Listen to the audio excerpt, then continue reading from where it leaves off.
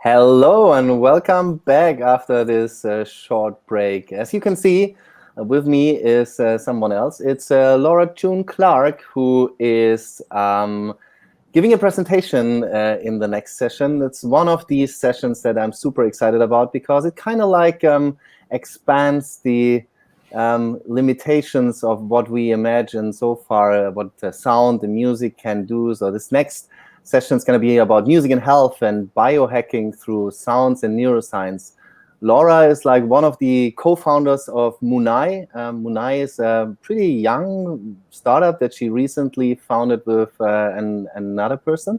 And it's a digital therapeutic app that uses brainwave entrainment to decrease periodically related pain. So she can probably explain it in way more detail what Moonai is all about. And anyway, she will talk about the effects sound can have on science-based results related to neuroscience research.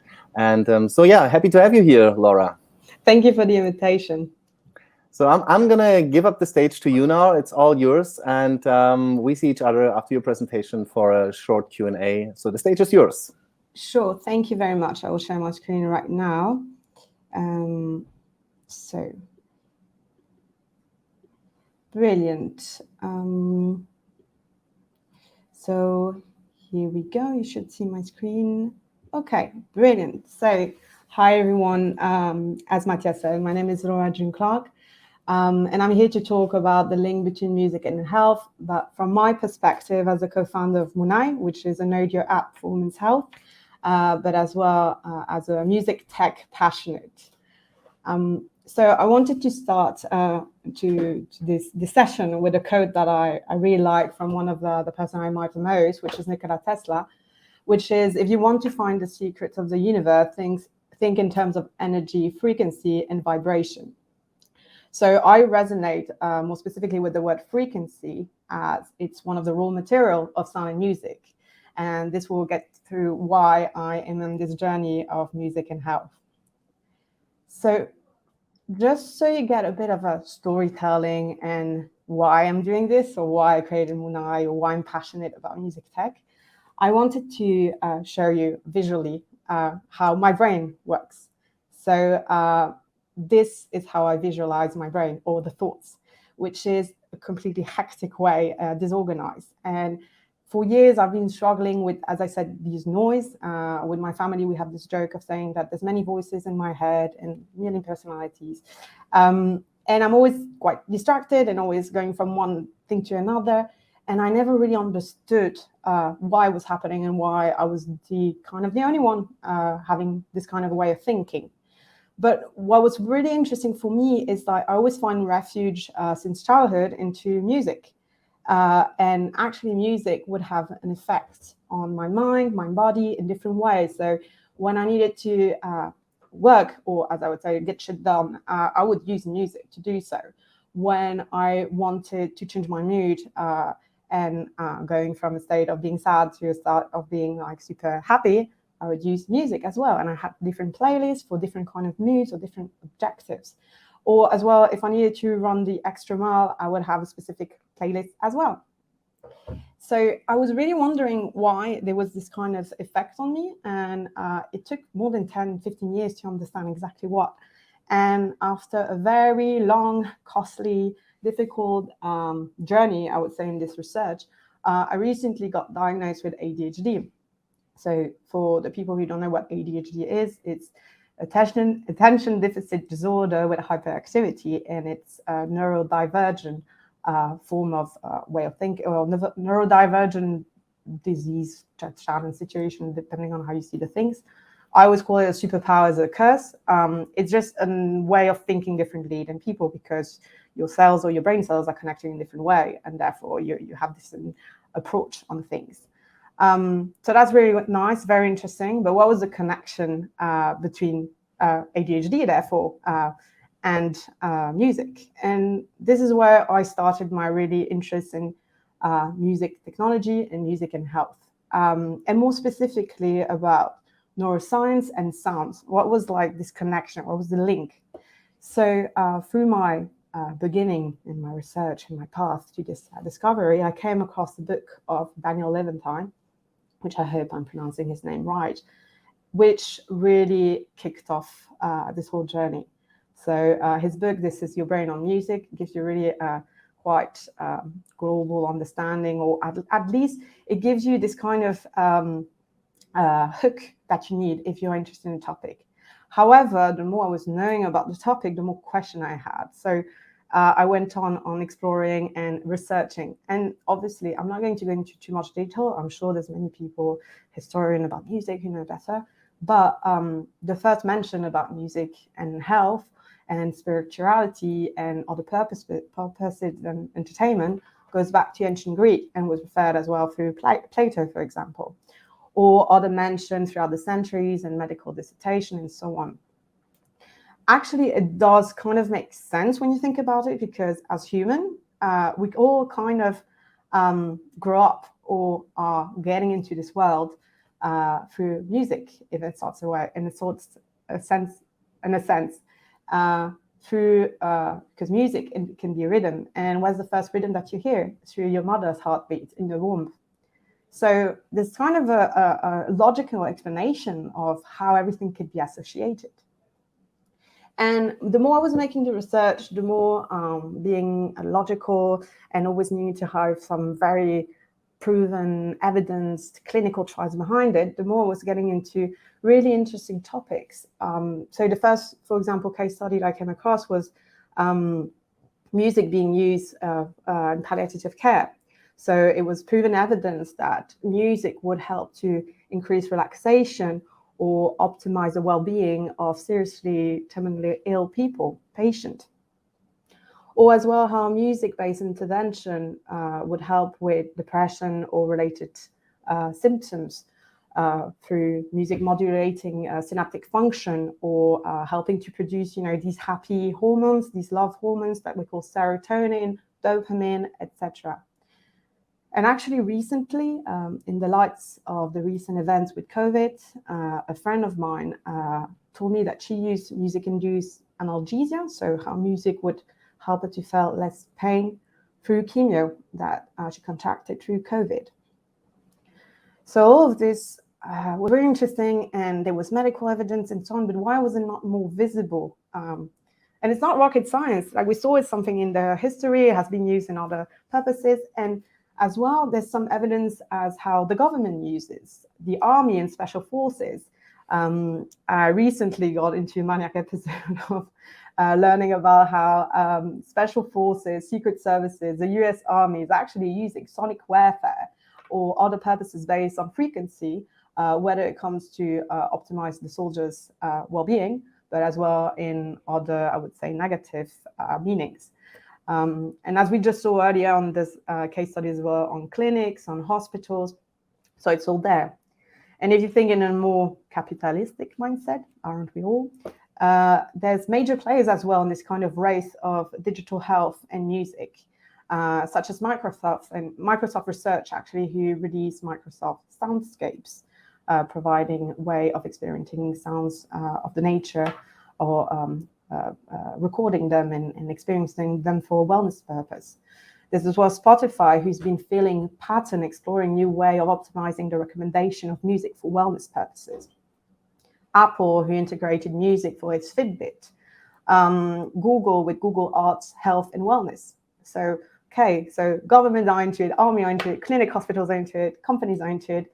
And there's as well a lot of different initiatives out there in terms of startups that I really much all appreciate, and I love all their projects. I think it's fantastic that there's so many out there. And to name a few, there's obviously Calm, there's Headspace, there's Homely, there's our partner Mobit from Russia, there's Maya, there's so many out there. In Berlin, there's Endel, of course.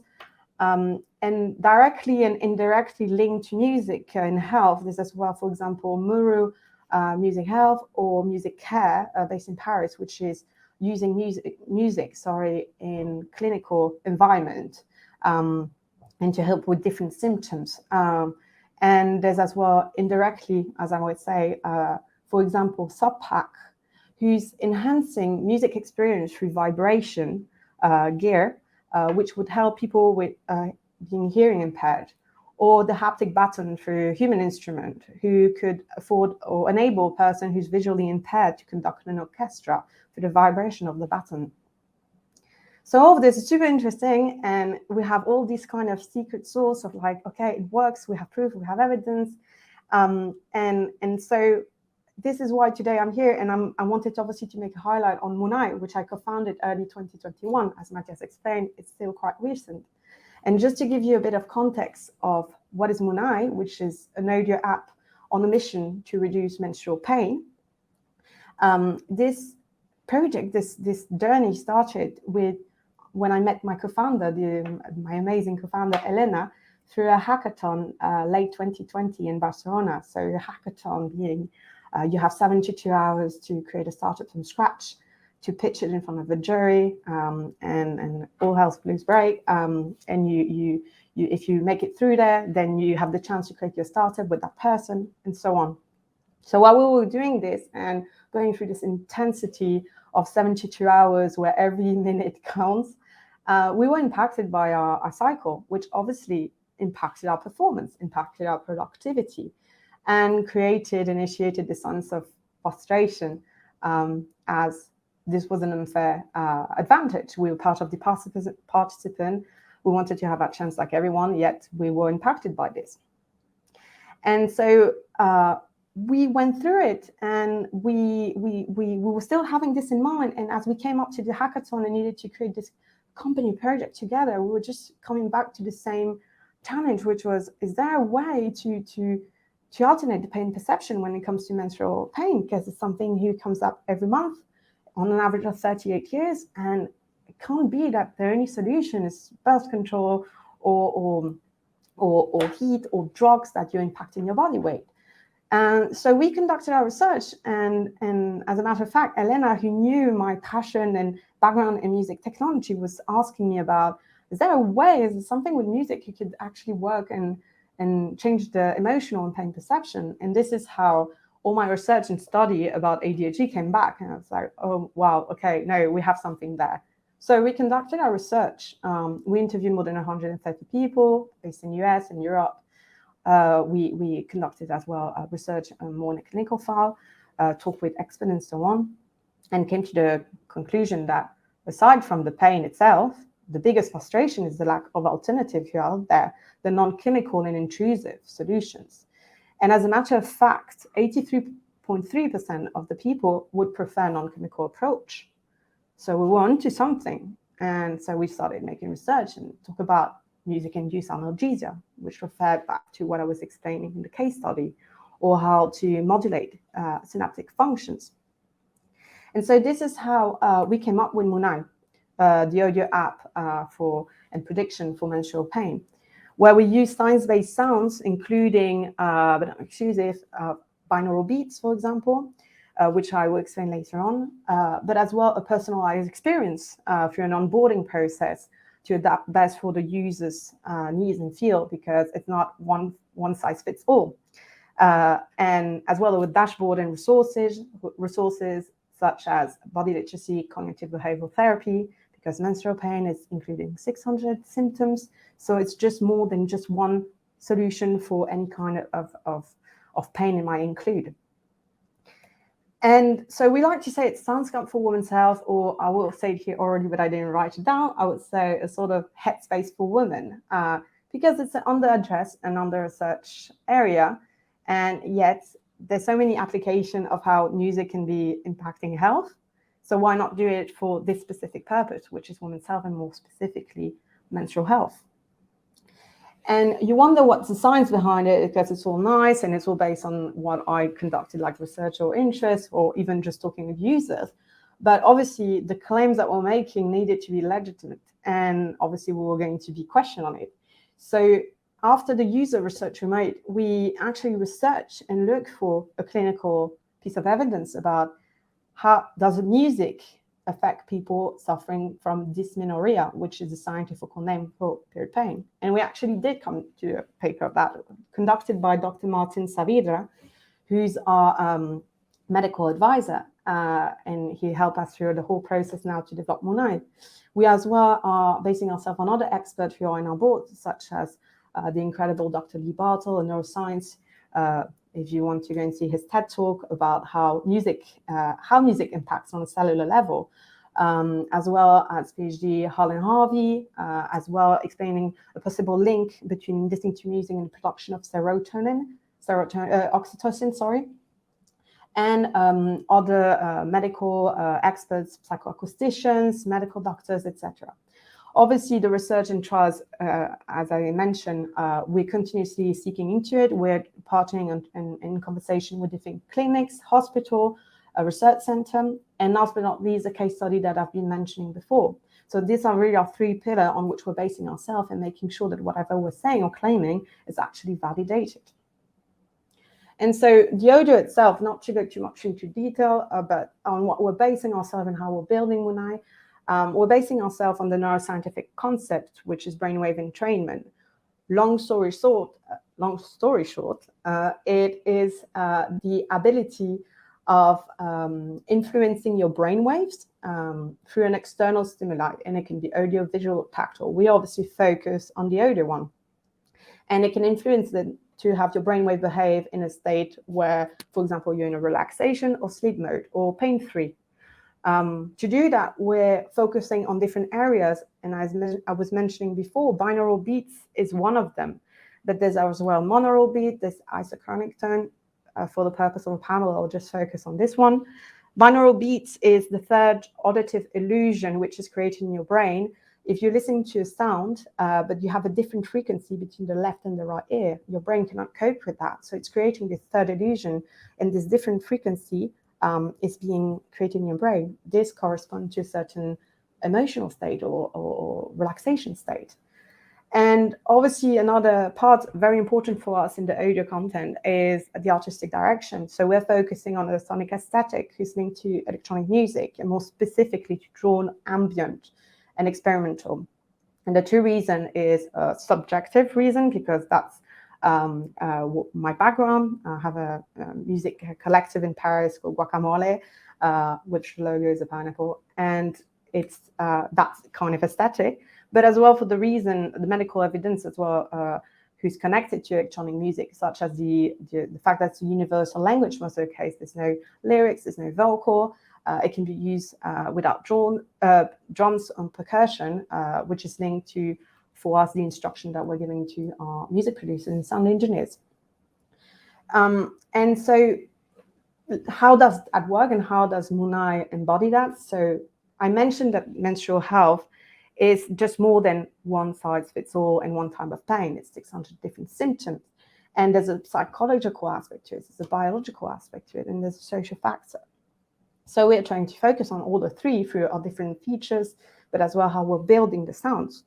And how does music will affect people being in this kind of pain? Well, there's different one, but the three main one on which we're focusing is obviously distraction, because you're listening to music, so your pain is offsetting from the pain and realizing your pain. If you expect pain, it's going to be more painful. I think we all did the experience. And there's as well a concept called gateway pain theory, which just explains all of that. So we're basing ourselves on that very strongly. There's the brainwave entrainment that I explained with the binaural beats, and explaining how we can basically hijack the brain through frequency, which is just incredible when you think about it. And then last but not least, there's other biometric influences, such as the elements which constitute music and sound, such as BPM, for example, beat per minute. If you reproduce around 60 BPM, it represents how your heartbeat is beating at a relaxed state. Naturally, you're listening to music of 60 BPM, your breathing is going to adapt to it. And by your breathing is adapting to it, your oxygen is improving. Your oxygen is improving, therefore your blood flow as well is improving, your vessels are dilating and so on. And menstrual pain perception, there's a connection with the blood flow. If it's narrowed or if it's like dilated, it impacts the pain. And there's other elements to it. I'm not going to list them all, but there's so many of it, and the research continue. And so We are doing this with a team of this myself as a co-founder. There's my other co-founder, Elena, product-oriented, and she has an expertise in social impact initiatives, and she's very into femtech, as we call it, female technology, women's health. So she really impacts with her knowledge and her expertise in that field. But as well, we're surrounded by a lot of experts and advisors such as the amazing Giorgia Taglietti. And in the team part, we're working with award-winning sound engineer producers such as Tom Middleton, but as well more local sound designers such as Kazam or Fernanda Aleman, Fernanda based in Barcelona and Kazam based in Paris. We're working as well with psychoacoustician and sound engineers focusing on functional music, which is kind of the new terms to explain what music is outside of entertainment, music applied to productivity, sleep, etc. And coming to an end, this aspect of functional music, why is it so exciting? Why is it getting super hard? Just explaining this panel is that it has an impact not only obviously on Moonai, what we're building, on health, but how it can shift this music health connection, can shift as well some other concept within the music industry, such as the manufacturer of software and hardware to now think to integrate this concept of functional music, the way of constructing around binaural beats, frequencies, how in music production and sound engineering, the mixing and mastering marks include as well this kind of concept, and as well in spatial audio, which is as well something that a lot of people are looking into right now, which affects a lot as well how we're perceiving music, which gets to the third point of music distributing and consumption, how you're listening to music, how it's distributed, under which format, the quality of it, everything can impact the way it's perceived through your ears and through your brain, the material you're using, is through Bluetooth and so on. So there's a lot of opportunity and growth, which is super exciting because it just gives a new breath of innovation for the music industry and cross over to other industries such as health. Yeah, sure, but this concept about like brain and music can go as well to automotive, where there will be as well an engineering process about how to optimize the music in a car for the baby to sleep while the parent is driving, for example. In hotels and in airports as well for anxiety, there's so many rooms for innovation. It's fantastic. And so I just wanted to mention this here because we always got this question. So, okay, this is very exciting, but what was the difference of Moonai and different meditation and streaming app? So what we're trying to really do here is the positioning. So women health focus. I explained we're focusing especially on menstrual health because it's more than 600 different symptoms. And there's very specific needs and fit who need to be personalized for the user's experience and not for a global audience. And that can be done through an onboarding process. There's the approach, this comprehensive and adaptive technology that we're using and who can be improved throughout the experience of the user. And the sonic aesthetic, not only this, but as well the fact that we're producing in-house the sounds, which can be scaled as well. We're working, as I said, with partners in AI music generative, such as Mobit. It's scientifically validated, and improved through biometric and biofeedback of the users. So to come to an end to this conversation, what's very interesting in this area of music and health is the opportunity of growth and innovation. So really, I put here the sentence that I found on Forbes during summer, which I thought was quite interesting, about the marriage of music and technology will take us beyond entertainment to boldly redefine the future of music as a medicine, which is quite interesting. And for me, it brings a lot of joy that media such as Forbes is mentioning that, because for years, and I think for the last 10 years, I've been struggling to try to explain this potential around my friends, my family, about music and health is such more than music, is just more than entertainment. And factors are improving it, factors are enhancing these innovation or investment as well. Just think about COVID, for example, who just brought a new way of approaching mental health, or the awareness, the fact that a lot of people are ditching pharmaceutical drugs to it. There's as well the fact of just the maturity in terms of smartphone and internet integration in some countries. emerging technology and more specifically immersive experiences, which is a big highlight. And I think that throughout what has come to this convention, but others as well, immersive experiences, part of the new lookouts that we need to look into the music industry. And all of this is just taking us more and more closer to this music and health path and other initiative projects coming out there. So I'm really excited to see what's coming up next in the next years. And so that's come to an end, and I look forward to hear your questions, thoughts, or whatever you want to share. Thanks. Awesome. Like, that was really insightful and inspiring. Thank you, Laura. And also for like making this such a personal story, because that I think a lot of people can like relate to that. And I came across like this kind of functional music, or music meets technology meets brain neuroscience. I think in 2014, when there was an artist, I think it was I don't know who it was. It was a brain neuroscience artist in the US who also like took on that topic the first time I heard about that. So I think there's like now we are at a point in history, or in the music ecosystem, that technology is more widely spread, and the access to tools like Moonai are probably way easier than it was 5 or 10 years ago. So I think it's super awesome, and I think like you tapped into, it's not a niche, it's not a niche at all. It's like it's a really important topic for, I think, like 50% of the population. So I think you tapped into an area which hasn't been like tapped into by any other music technology or sound startup, as far as I know. And I think it could actually bring a lot of valuable impact to this part of the population, as the same that meditation apps are doing right now for people to like take care of their mental health. And so what I want to, like, there's a couple, I have thousands of questions, but like regarding the last time that we have, like the first question that I want to ask is like, when you say you produce the sounds with like this top award-winning producers and all these kind of people, how does it work? Like, do you have like a researcher who basically tells them the scientific-based frequencies that they should include into the production of their songs? Or what's the creative process of producing sounds or music for Moonai? Yeah, well, I love this question, actually. So yeah, it took us several months to first go through not only the music production part, but before that, the scientific instruction, so to speak. So as I said, there's 1,000 tons of like literature out there, clinical trials, evidence, academic paper on like music, health, music, mental health, music, blood flow. It was just astronomical. So what we did is try to centralize all this information as much as we could. I believe I do have a PhD in that topic right now, because it was just intense work. And then we worked with two neuroscientists to ask them to input their work of research.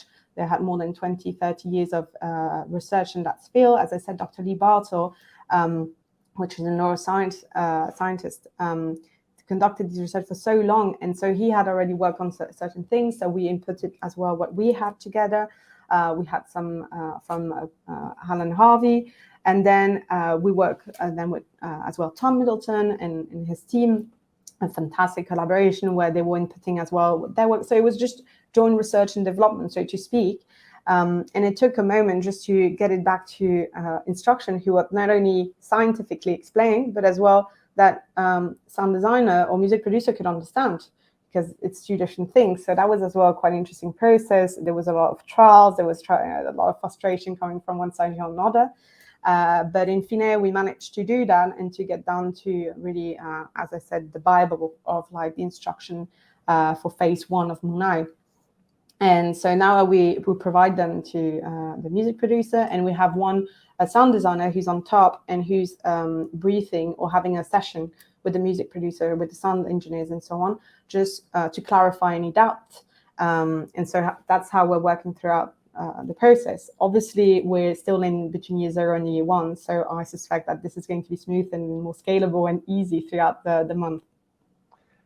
So yeah, but that sounds super reasonable and like really well thought through. But that also means, like you mentioned it in your presentation at one point, that this could be also like an an opportunity for other music producers, or like, I don't like that term music industry that much in that context, because the ones that are benefiting the most out of that is probably the users, and as well as the music producers and sound designers. So when you say you kind of created that Bible out of the research that you've done, like, is one of the end goals to create like kind of a tutorial or a playbook to like any kind of producer out there to produce music for Moonai, or do you want to keep it in a closed circle of like selected producers that you want to work with? Well, I think that there's a room for exploring both ways. I think that now we're focusing on obviously Moonai and getting it out there and working with a closed circle. But we have this conviction and as well this sense of justice and purpose to get information out there for music producers and all of, as you said, music industry, but more considering sound engineers and so on, because functional music and functional music tutorials, masterclass are not there, are lacking. There's no class about that. There's nothing. And so we are trying to put in place slowly but surely. So watch out for 2022. Some resources out there for other producers who will be interested in that topic, because if everybody gets into it and everybody starts producing it, then it's fantastic, because there will be more out there and more initiatives and more as well acknowledgement of music and health. Yeah, I'm super excited about like the rest, or the ongoing journey of Moonai.